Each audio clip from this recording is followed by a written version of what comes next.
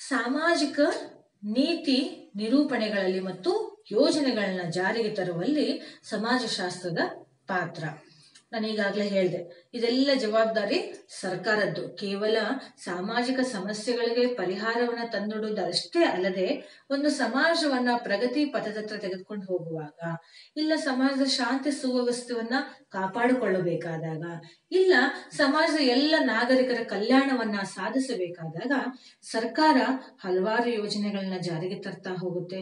ಮುಖ್ಯವಾಗಿ ಕುಟುಂಬ ಯೋಜನೆ ಇರಬಹುದು, ರೈತರಿಗಾಗಿ ಯೋಜನೆಗಳಿರಬಹುದು, ಅಥವಾ ಮಕ್ಕಳಿಗಾಗಿ ಯೋಜನೆ ಇರಬಹುದು, ವಿದ್ಯಾರ್ಥಿಗಳಿಗಾಗಿ ಯೋಜನೆ ಇರಬಹುದು, ಇಲ್ಲವೇ ಗ್ರಾಮೀಣ ಪ್ರದೇಶದವರಿಗೆ ಆರೋಗ್ಯಕ್ಕೆ ನೈರ್ಮಲ್ಯ ದೃಷ್ಟಿಯಿಂದ ಯೋಜನೆಗಳಿರಬಹುದು.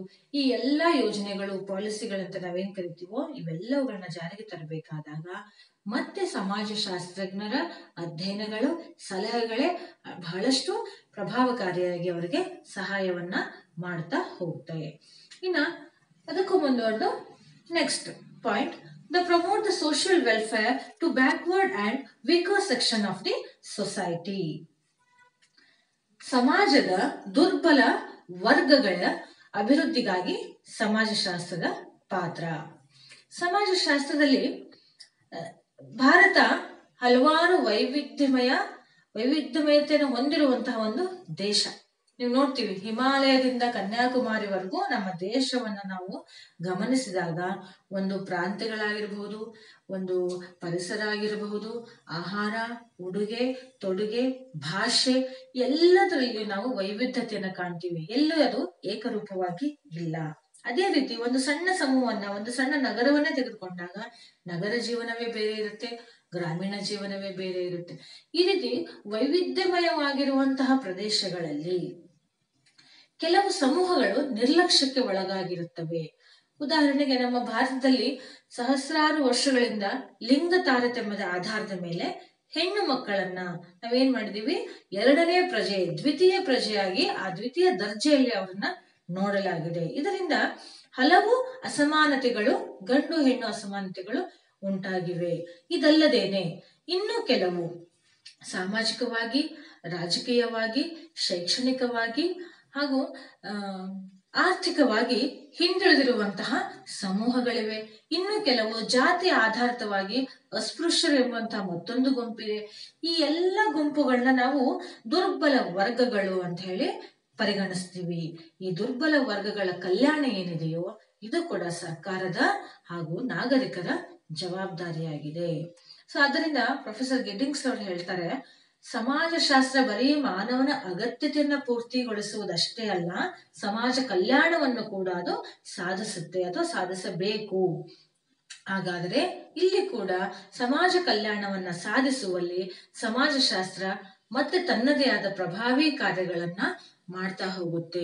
ಮುಖ್ಯವಾಗಿ ಈ ದುರ್ಬಲ ವರ್ಗಗಳ ಹೆಣ್ಣು ಮಕ್ಕಳಾಗಿರಬಹುದು, ಅಸ್ಪೃಶ್ಯರಾಗಿರಬಹುದು, ಅಥವಾ ಆರ್ಥಿಕವಾಗಿ, ರಾಜಕೀಯವಾಗಿ, ಶೈಕ್ಷಣಿಕವಾಗಿ ಏನು ಹಿಂದುಳಿದಿದಾರೋ ಅವೆಲ್ಲ ಹಿಂದುಳಿಯುವಿಕೆಗೆ ಕಾರಣಗಳನ್ನ ವೈಜ್ಞಾನಿಕ ತಳಹದಿ ಮೇಲೆ ಅಧ್ಯಯನ ಮಾಡುತ್ತೆ.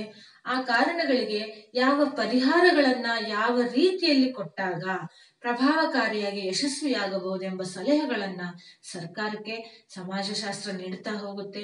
ಇವೆಲ್ಲಗಳ ಪರಿಣಾಮವಾಗಿ ಸರ್ಕಾರ ಯಶಸ್ವಿಯುತವಾಗಿ ಈ ಸಮಸ್ಯೆಗಳನ್ನ ಸರಿದೂಗಿಸ್ಲಿಕ್ಕೆ ಸಹಾಯ ಆಗುತ್ತೆ, ಇಲ್ಲವೇ ಈ ದುರ್ಬಲ ವರ್ಗದವರನ್ನ ಮುಖ್ಯ ವಾಹಿನಿಗೆ ತರುವಲ್ಲಿ ಸಫಲ ಆಗುತ್ತೆ.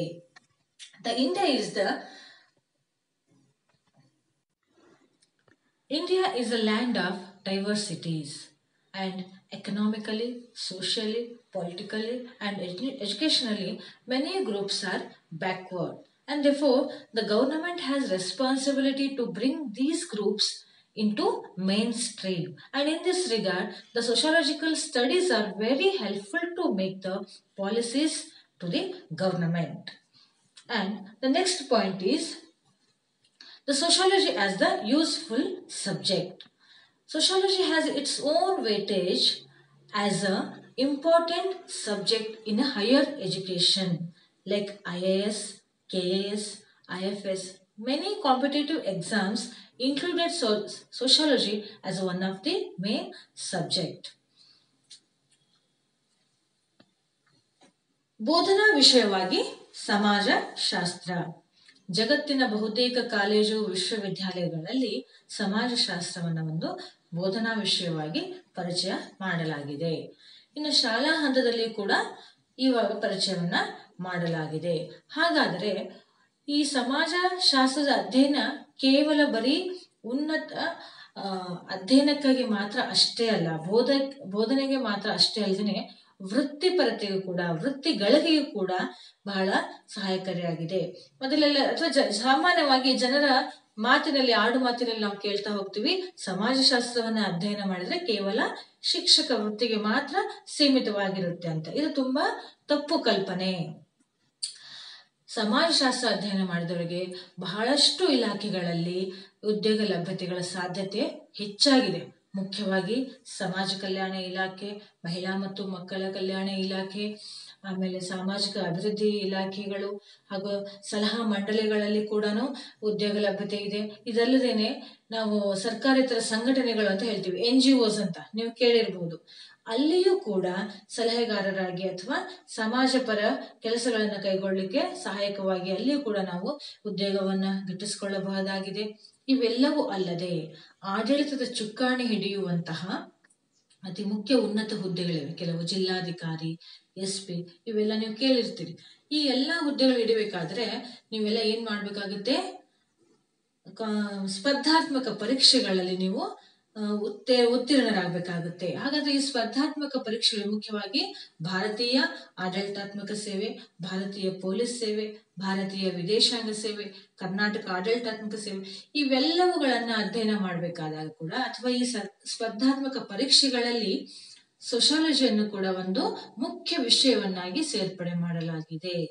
ಯಾಕೆ ಅಷ್ಟೊಂದು ನೆಸಸರಿ ಇದೆಯಾ, ಅಷ್ಟೊಂದು ಅವಶ್ಯಕತೆ ಇದೆಯಾ ಅಂತ ಪರಿಗಣಿಸಿದಾಗ, ಈ ಎಲ್ಲ ಸ್ಪರ್ಧಾತ್ಮಕ ಪರೀಕ್ಷೆಗಳನ್ನ ಪಾಸಾದವರು ಅತ್ಯಂತ ಉನ್ನತ ಹುದ್ದೆಯ ಸಮಾಜದ ಆಡಳಿತ ಚುಕ್ಕಾಣಿಯನ್ನು ಹಿಡಿಯುವಂಥವ್ರು.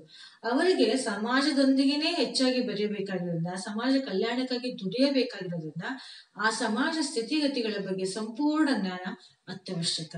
ಹಾಗಾಗಿ ಕೂಡ ಅಂತ ಉನ್ನತ ಹುದ್ದೆಗಳ ಸ್ಪರ್ಧಾತ್ಮಕ ಪರೀಕ್ಷೆಗಳಿಗೆ ಸಮಾಜಶಾಸ್ತ್ರವನ್ನ ಬಹುಮುಖ್ಯ ವಿಷಯವನ್ನಾಗಿ ಆಯ್ಕೆ ಮಾಡಿಕೊಳ್ಳಲಾಗುತ್ತೆ. ಆಗ ಈ ನಿಟ್ಟಿನಲ್ಲಿ ನಿಮಗೆ ಅರ್ಥ ಆಗುತ್ತೆ ಸಮಾಜಶಾಸ್ತ್ರ ಅಧ್ಯಯನ ಎಷ್ಟು ಮುಖ್ಯ ಅಂತ ಹೇಳಿ.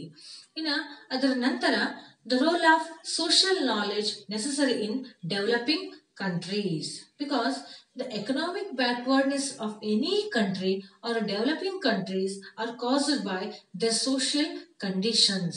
Therefore, to explain the economic conditions of the society, the one economist should know the knowledge about the sociological information of that society.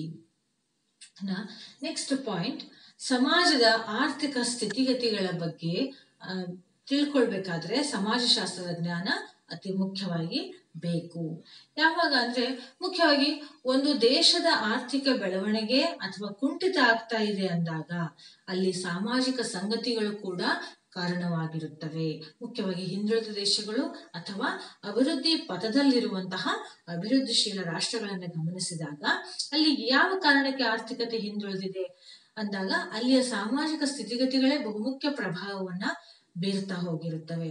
ಹಾಗಾದರೆ ಅಲ್ಲಿ ಯಾವುದೇ ಆರ್ಥಿಕ ಯೋಜನೆಗಳನ್ನ ಜಾರಿಗೆ ತರಬೇಕಾದರೆ ಬರೀ ಅರ್ಥಶಾಸ್ತ್ರಜ್ಞನ ಸಲಹೆಗಳೇ ಸಾಕಾಗುವುದಿಲ್ಲ. ಅರ್ಥಶಾಸ್ತ್ರದ ಕೆಲಸ ಏನು? ಆರ್ಥಿಕತೆಗೆ ಸಂಬಂಧಪಟ್ಟಂತೆ ಅಧ್ಯಯನ ಮಾಡೋದು, ಯೋಜನೆಗಳನ್ನ ಜಾರಿಗೆ ತರುವಂಥದ್ದು. ಆದರೆ ಸರ್ಕಾರ ಈ ಯೋಜನೆಗಳನ್ನ ಜಾರಿಗೆ ತರಬೇಕಾದರೆ ಅಲ್ಲಿಯ ಸಾಮಾಜಿಕ ಸ್ಥಿತಿಗತಿಗಳಿಗೆ ಅದು ಹೋಲಿಕೆಯಾಗುತ್ತವೆಯೋ ಅಥವಾ ಆ ಸಾಮಾಜಿಕ ಸ್ಥಿತಿಗತಿಗಳನ್ನ ಮೀರಿ ಯಶಸ್ವಿಯನ್ನ ಸಾಧಿಸಲಿಕ್ಕೆ ಸಾಧ್ಯವಾಗುತ್ತದೆಯೋ ಅಂತ ತಿಳ್ಕೊಳ್ಬೇಕಾಗುತ್ತದೆ. ಆಗ ಮತ್ತೆ ಸಮಾಜಶಾಸ್ತ್ರಜ್ಞರ ಸಲಹೆಗಳು ಅತ್ಯವಶ್ಯಕವಾಗಿ ಸರ್ಕಾರಕ್ಕೆ ಮಾರ್ಗದರ್ಶನವನ್ನ ಮಾಡುತ್ತೆ. ಅದಕ್ಕೋಸ್ಕರ ಬಹಳ ಸರಿ ಹೇಳ್ತಾರೆ, ಒಬ್ಬ ಅರ್ಥಶಾಸ್ತ್ರಜ್ಞ ಸಮಾಜಶಾಸ್ತ್ರಜ್ಞನೂ ಕೂಡ ಆಗಿರಬೇಕಾಗುತ್ತದೆ. ಅಂದಾಗ ಮಾತ್ರ ಒಂದು ದೇಶದ ಆರ್ಥಿಕ ಪ್ರಗತಿ ಸಾಧಿಸಲಿಕ್ಕೆ ಸಮಾಜಶಾಸ್ತ್ರವು ಕಾರಣಕರ್ತರಾಗಿ ಕೆಲಸ ಮಾಡುತ್ತೆ. ಇಲ್ಲಿ ನಿಮಗೆ ಈ ಪಾಯಿಂಟ್ ಅಲ್ಲಿ ನಿಮ್ಗೆ ಅರ್ಥ ಆಗಿರ್ಬೋದು, ಆರ್ಥಿಕತೆಗೂ ಕೂಡ, ಮಾನವನ ಆರ್ಥಿಕ ಚಟುವಟಿಕೆಗೂ ಕೂಡ ಅಥವಾ ಒಂದು ದೇಶದ ಆರ್ಥಿಕ ಬೆಳವಣಿಗೆಯಲ್ಲೂ ಕೂಡ ಸಮಾಜಶಾಸ್ತ್ರದ ಅಧ್ಯಯನ ಇಷ್ಟು ಬಹುಮುಖ್ಯವಾದ ಪಾತ್ರವನ್ನ ವಹಿಸುತ್ತದೆ ಅಂತ. ಇನ್ನ ಮುಂದುವರೆದು ಅಥವಾ ಕೊನೆಯ point, the next point is the sociology gives knowledge about the modern institutions and development and change. because it gives us the knowledge about the surrounding situations, changes, developments, and these are the helpful to the adjust ourselves according to them.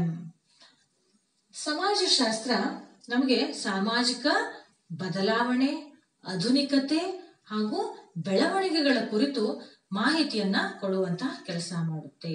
ಯಾಕೆ ನಮಗೆ ಬೇಕು ಆ ಮಾಹಿತಿ ಅಂದಾಗ, ಸಮಾಜದಲ್ಲಿ ನಾವು ಬದುಕುವಾಗ ಆ ಸಮಾಜದ ರೀತಿ ನೀತಿಗಳಿಗೆ ನಾವು ಒಳಗೊಳ್ಳಬೇಕಾದಾಗ ಸುತ್ತಮುತ್ತಲಿನ ನಡೆಯುತ್ತಿರುವ, ವಾಸ್ತವವಾಗಿ ನಡೆಯುತ್ತಿರುವ ಅಥವಾ ಅಟ್ ಪ್ರೆಸೆಂಟ್ ಆಗ್ತಾ ಇರುವಂತಹ ಬದಲಾವಣೆಗಳಿರಬಹುದು, ಸ್ಥಿತಿಗತಿಗಳಿರಬಹುದು, ಬೆಳವಣಿಗೆಗಳ ಬಗ್ಗೆ ನಮಗೆ ಜ್ಞಾನ ತುಂಬಾ ಅತ್ಯವಶ್ಯಕ. ಹಾಗಿದ್ದಾಗ ಮಾತ್ರ ನಮ್ಮ ಜೀವನಕ್ಕೆ ಸಂಬಂಧಿಸಿದ ರೂಪುರೇಷೆಗಳನ್ನ ನಿರ್ಮಾಣ ಮಾಡಿಕೊಳ್ಳಿಕ್ಕೆ ಸಾಧ್ಯ ಆಗುತ್ತೆ. ಕೇವಲ ಯಾವುದೋ ಒಂದು ವಿಷಯದ ಕುರಿತು ಮಾತ್ರ ಸಮಾಜಶಾಸ್ತ್ರ ಅಧ್ಯಯನ ಮಾಡದೆ ಮಾನವನ ಸಮಗ್ರ ಎಲ್ಲಾ ಕ್ಷೇತ್ರಗಳನ್ನು, ಎಲ್ಲಾ ರೀತಿಯ ವೈಚಾರಿಕ ದೃಷ್ಟಿಕೋನಗಳಿಂದ ಕೂಡಿರುವಂತಹ ಮಾಹಿತಿಯನ್ನು ಕೊಡುವಂತ ಕೆಲಸ ಮಾಡುತ್ತೆ. ಇದರಿಂದ ಮಾನವನ ಜ್ಞಾನದ ಬೆಳವಣಿಗೆಗಳ ಜೊತೆಗೆ ನಮ್ಮ ಸಮಾಜದಲ್ಲಿರುವ ಲೋಪದೋಷಗಳೇನು, ಇತರೆ ಸಮಾಜಗಳಲ್ಲಿರುವಂತಹ ಪಾಸಿಟಿವ್ ಅಥವಾ ಧನಾತ್ಮಕ ವಿಷಯಗಳೇನು, ಅವುಗಳನ್ನ ನಮ್ಮಲ್ಲಿ ಅಳವಡಿಸಿಕೊಳ್ಬಹುದು. ಈ ರೀತಿ ತಾರ್ಕಿಕ ವಿಚಾರಗಳು ಸಮೂಹಗಳ ಮಧ್ಯೆ ನಡೆದಾಗ ಅಥವಾ ಬೇರೆ ಸಮಾಜಗಳಿಗೆ ನಮ್ಮ ಸಮಾಜವನ್ನ ಹೋಲಿಕೆ ಮಾಡಿ ನೋಡಿಕೊಳ್ಳುವಂತಹ ಒಂದು ಸಾಮರ್ಥ್ಯ ಇದು ಯುವ ಪೀಳಿಗೆಗಳಲ್ಲಿ ಮೊದಲು ಬೆಳಿಬೇಕಾಗುತ್ತೆ. ಈ ರೀತಿ ಬೆಳೆದಾಗ ಮುಂದೆ ನೀವೇ ರಾಜಕೀಯ ನಾಯಕರುಗಳಾಗಬಹುದು, ಇಲ್ಲ ಆಡಳಿತ ಚುಕ್ಕಾಣಿ ಹಿಡಿಯುವಂತ ಅಧಿಕಾರಿಗಳಾಗಬಹುದು. ಆಗುವುದಕ್ಕಿಂತ ಮುಂಚೆ ನಿಮಗೆ ಈ ರೀತಿಯ ಜ್ಞಾನ ತುಂಬಾ ಅತ್ಯವಶ್ಯಕ. ಬೇರೆ ನಾವು ವಾಸ ಮಾಡುವ ಸಮಾಜ ಅಷ್ಟೇ ಅಲ್ಲ, ನಮ್ಮೊಂದಿಗೆ ವ್ಯವಹರಿಸುವಂತಹ ಎಲ್ಲ ಸುತ್ತಮುತ್ತಲಿನ ಸಮಾಜ, ಸಂಘ ಸಂಸ್ಥೆಗಳು, ದೇಶಗಳು, ಸರ್ಕಾರಗಳು, ವ್ಯಕ್ತಿಗಳ ಎಲ್ಲ ವೈಚಾರಿಕ ಮನೋಭಾವನೆಗಳು, ಕಾರ್ಯಗಳ ಬಗ್ಗೆ ಕುರಿತಾದ ವೈಜ್ಞಾನಿಕ ಜ್ಞಾನವು ನಮಗೆ ಅತ್ಯವಶ್ಯಕ. ಇಂಥ ಜ್ಞಾನವನ್ನು ಕೊಡುವಂತಹ ಕೆಲಸ ನಮಗೆ ಸಮಾಜಶಾಸ್ತ್ರ ಮಾಡುತ್ತಾ ಹೋಗುತ್ತೆ. ಆದ್ದರಿಂದ ವಿದ್ಯಾರ್ಥಿಗಳೇ, ಈ ಸಮಾಜಶಾಸ್ತ್ರ ಉಪಯೋಗಗಳ ಕುರಿತು ನಾನು ಇಂದಿನ ತರಗತಿಯಲ್ಲಿ 8 ಅಂಶಗಳನ್ನ ನಿಮಗೆ ವಿವರಣೆ ಕೊಟ್ಟಿದ್ದೀನಿ. In today's class I explain the 8 points about the uses of sociology. In regarding this you have to came to know about the clear picture about the useful of the sociological studies. ಸಮಾಜಶಾಸ್ತ್ರದ ಅಧ್ಯಯನ ಮಾಡೋದ್ರಿಂದ ಏನೆಲ್ಲ ಸಹಾಯ ಆಗತ್ತೆ, ಏನೆಲ್ಲ ಉಪಯೋಗಗಳಾಗತ್ತೆ ಅಂತ ನಿಮಗೆ ಒಂದು ರೀತಿಯ ಸೂಕ್ಷ್ಮ ರೀತಿಯಾದ ಒಂದು ಮಾಹಿತಿ ನಿಮಗೆ ಈಗಾಗಲೇ ತಿಳಿದಾಗಿದೆ. ಹಾಗಾದ್ರೆ ಸಮಾಜಶಾಸ್ತ್ರ ಕೇವಲ ಒಂದು ನಮಗೆ ವ್ಯಕ್ತಿತ್ವವನ್ನ ವೈಯಕ್ತಿಕವಾಗಿ ನಾವು ಬೆಳವಣಿಗೆ ಆಗ್ಲಿಕ್ಕೆ, ವ್ಯಕ್ತಿತ್ವನ ರೂಪಿಸ್ಕೊಳ್ಳಿಕ್ಕೆ ಸಹಾಯ ಮಾಡುತ್ತೆ. ತದನಂತರ ನಮ್ಮಲ್ಲಿರುವ ತಪ್ಪು ಕಲ್ಪನೆಗಳನ್ನ ಹೋಗಲಾಡಿಸುವಂತಹ ವಿಶಾಲವಾದ ಮನೋಭಾವನೆಗಳನ್ನ ಬೆಳೆಸ್ತಾ ಹೋಗುತ್ತೆ. ಅದಲ್ಲದೆ ನಮ್ಮ ಜೊತೆಗಿರುವವರ ಅಥವಾ ನಾವು ವಾಸ ಮಾಡುವ ಸಮಾಜದ ಸಮಸ್ಯೆಗಳನ್ನ ಪರಿಹರಿಸಲು ಕೂಡ ಸಹಾಯ ಮಾಡುತ್ತೆ. ಅದಲ್ಲದೇನೆ ಸಾಮಾಜಿಕ ನೀತಿಗಳನ್ನ ರೂಪಿಸ್ಲಿಕ್ಕೆ ಸರ್ಕಾರಕ್ಕೂ ಕೂಡ ಸಹಾಯ ಮಾಡುತ್ತೆ. ಅಲ್ಲದೆ ನಮ್ಮೊಂದಿಗೆ ವಾಸ ಮಾಡುವಂತಹ ಕೆಲವು ದುರ್ಬಲ ವರ್ಗಗಳನ್ನು ಕೂಡ ಮುಖ್ಯವಾಹಿನಿಗೆ ತರುವಂತಹ ಒಂದು ಕೆಲಸ ಕೂಡ ಮಾಡುತ್ತೆ, ಅದಕ್ಕೆ ಸಹಾಯ ಕೂಡ ಮಾಡುತ್ತೆ. ಅದಲ್ಲದೆ ಒಂದು ಬೋಧನಾ ವಿಷಯವಾಗಿ ಜಾಗತಿಕವಾಗಿ ಹೆಚ್ಚು ಮನ್ನಣೆ ಪಡೆದು ಹೆಚ್ಚು ವೃತ್ತಿಗಳನ್ನ ಗಳಿಸುವಲ್ಲಿ ಪೀಳಿಗೆಗೆ ಸಮಾಜಶಾಸ್ತ್ರ ಹೆಲ್ಪ್ಫುಲ್ ಆಗಿದೆ ಅಥವಾ ಸಹಾಯಕಾರಿಯಾಗಿದೆ. ಅದಲ್ಲದೇನೆ ಆರ್ಥಿಕವಾಗಿ ಸದೃಢರಾಗಲು ಕೂಡ ಸಾಮಾಜಿಕ ಸಂಗತಿಗಳ ಪ್ರಭಾವಗಳನ್ನ ತಿಳಿಸಿಕೊಡುವಂತಹ ಕೆಲಸ ಸಮಾಜಶಾಸ್ತ್ರ ಮಾಡುತ್ತೆ. ಅದಲ್ಲದೇನೆ ಪ್ರಸ್ತುತವಾಗಿ ನಾವು ವಾಸ ಮಾಡುವಂತ ಸಮಾಜ ಸ್ಥಿತಿಗತಿ, ಬೆಳವಣಿಗೆ ಅವೆಲ್ಲವುಗಳು ಕೂಡ ಜ್ಞಾನವನ್ನ ನಮಗೆ ಸಮಾಜಶಾಸ್ತ್ರ ನೀಡ್ತಾ ಹೋಗುತ್ತೆ. ಹಾಗಾದ್ರೆ ವಿದ್ಯಾರ್ಥಿಗಳೇ, ಇದು 10 ಅಂಕದ ಪ್ರಶ್ನೆಯನ್ನು ನೀವು ಪರೀಕ್ಷೆಯಲ್ಲಿ ಎದುರಿಸಬೇಕಾದ್ರಿಂದ ಇದನ್ನ ಗಮನವಿಟ್ಟು ಓದಬೇಕು. Examination point of view, you have to face the 10 marks question about this topic. So please concentrate.